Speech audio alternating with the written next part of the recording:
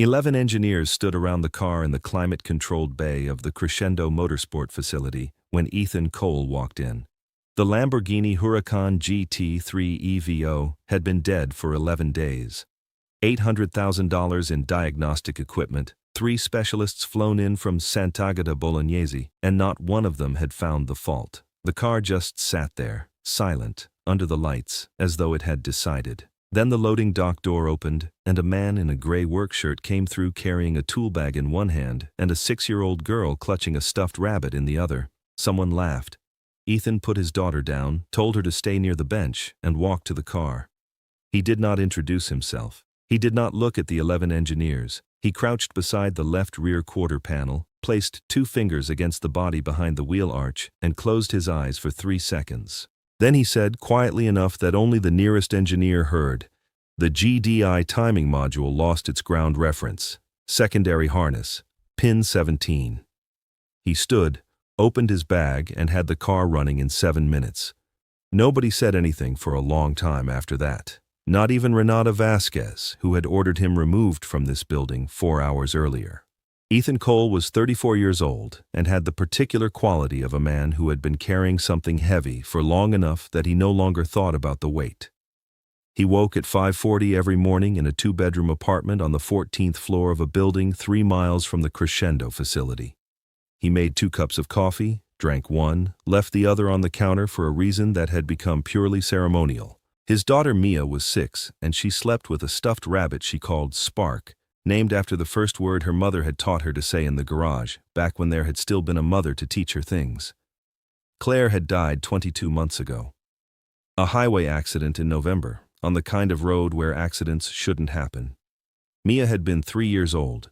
Ethan had been in a diagnostic session in Modena when his phone lit up with the number he would have given anything not to recognize. He was home in 16 hours and out of his position at the Sant'Agata facility within 60 days. He did not explain to anyone why he left. He found work at Crescendo as a general workshop mechanic. It paid enough. Mia had what she needed. He stopped explaining things he did not need to explain. Crescendo Motorsport occupied a converted aircraft hangar on the eastern edge of the industrial corridor. Renata Vasquez had inherited it 13 months ago at 31, following her father's sudden retirement due to a cardiac event. She was sharp, well-organized, and had spent 4 years in investment consulting, building a credibility that no one in the motorsport world had initially offered her. She wore the pressure of succession like a second jacket, and she made decisions at a speed that made people feel reassured and occasionally uneasy in equal measure. The Huracan had been the centerpiece of their upcoming championship entry. When it died in the paddock at a pre-season shakedown, she had made 11 phone calls in 40 minutes. The specialists arrived the next morning. 11 days later, she had spent $800,000 and the car still would not start. Her workshop chief, a man named Sal Ferretti, who had been on the floor since before Renata could drive, had said exactly one thing to her on the 4th day. He looked at the car and then looked at her and said, "There's a man on level 2 who knows this engine." She looked at the specialist's credentials arranged on her desk and said, "Thank you, Sal." That had been the end of the conversation. On the morning of the 11th day, Ethan arrived at 6:15 with Mia because the school pickup schedule had broken down, and Grace, the neighbor who watched her when things went wrong, was not answering. He signed them both in at the service entrance. Mia sat on the low bench near the parts storage with Spark propped against her knee and a coloring book open in her lap. At 7:30, Ethan walked past the upper bay on his way to the basement level. He did not stop walking, but he looked at the car through the bay window for 2 full seconds. The angle of the rear diffuser, the way the harness conduit was routed along the firewall, the specific model year of the GDI timing assembly visible from the angle he was standing at. He kept walking. He went downstairs and did his assigned work. At 11 o'clock, Sal appeared at the basement level door. He said nothing. He looked at Ethan for a moment and then looked at the ceiling in the direction of the upper bay. Then he went back upstairs. Ethan finished the brake service he was working on. He packed his tools with the particular care of a man who is deciding something. Then he picked up his tool bag and went up. He had been working for 4 minutes when Renata Vasquez came into the bay. She saw him immediately. A mechanic from the lower level crouched behind the rear wheel arch of the $340,000 prototype with a multimeter and a wiring schematic he had drawn from memory on a piece of shop paper. Mia was still on the bench at the far end of the bay, now watching with the focused attention of a child who understood that her father was doing something important. Renata looked at the three specialists standing near the front of the car, then at Ethan, then at the schematic in his hand. "Who authorized this?" she said. Ethan stood. "The GDI timing module has lost its ground reference. The secondary harness at pin 17 has a microfracture in the shielding. It only opens under thermal load and then closes again when the engine cools. Every diagnostic tool you've run checks the module. None of them check the ground path." Renata looked at him for a long moment. Behind her, one of the imported specialists cleared his throat. "This is a restricted asset under active diagnosis," she said. "You don't have clearance for this vehicle. I can fix it in 3 minutes." "That's not the point." She looked at Sal, who had appeared at the bay door and was standing with his arms crossed and his face arranged carefully. "Sal, escort him out. HR will process the release today." Mia appeared from the bench. She walked to the edge of the working area and looked at Renata with the evaluative calm of a 6-year-old making a judgment. "Is my dad in trouble?" she asked. "Go back to the bench, sweetheart," Ethan said. He collected his schematic, placed it folded on the workbench surface, and walked out. He did not look at the car again. Mia came after him with Spark under one arm, and they walked to the service exit together, and nobody in that bay said anything until the door had closed. The car did not start that afternoon. It did not start the following morning. The third specialist, who had flown in from a factory partner facility in Germany, ran a full harness continuity test using equipment that arrived the same day. Found nothing. Renata stood at the window of her office on the second floor at 9:15 p.m. The car was still under lights. 2 engineers still working. The championship entry deadline was in 6 days. She found the schematic on the workbench at 9:47, the shop paper, the handwritten diagram. She read it once. Then she looked at the specific notation beside pin 17.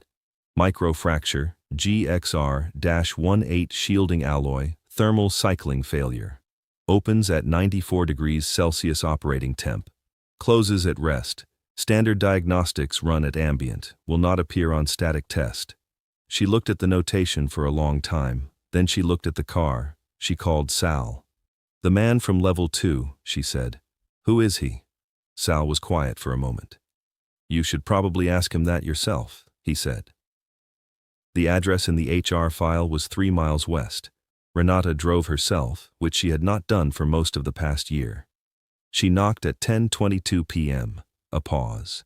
Then the door opened, and a small person in pajamas looked up at her with Spark tucked under one arm. The rabbit was missing a button eye. "Is your father home?" Renata said. Mia studied her for 2 seconds. "Dad doesn't like people who come after bedtime," she said.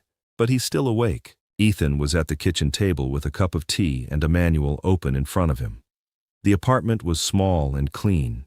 A row of children's drawings covered the wall above the couch. On the kitchen shelf, between a spare phone charger and a jar of colored pencils, sat a small laminated badge with Italian text and a factory logo that Renata recognized without any difficulty. She sat across from him without being invited. She placed the schematic on the table between them. "You worked in Santa Agata," she said. "Yes." "You designed GDI systems." "Among other things." She looked at the badge on the shelf. "Why didn't you say anything?" "You didn't ask anything," he said. "You asked me to leave." A pause. The apartment was quiet. From down the hall, Mia's voice, small and half asleep. "Dad, is she staying?" "No," Ethan said. "Okay. A beat. She has a nice coat."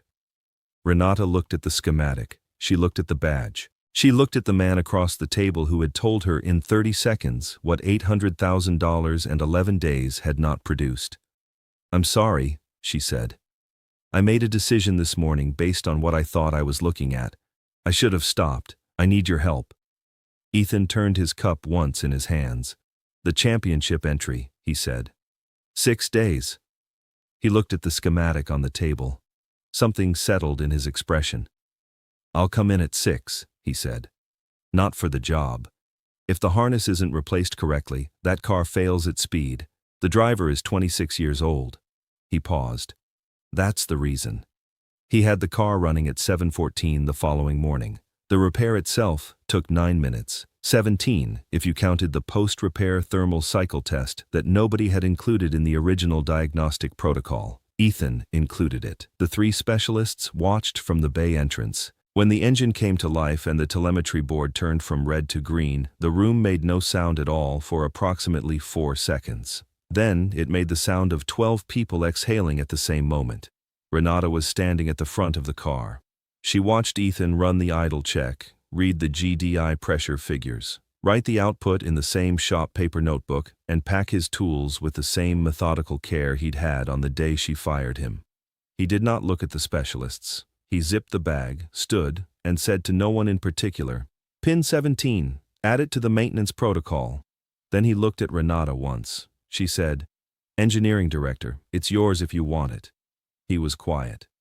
"Sal's been here a long time," he said. "Whatever the title is, he should be part of the structure." "Done." He nodded. One small, complete nod. Then, "I need to pick up Mia at 3. "That's fine," Renata said.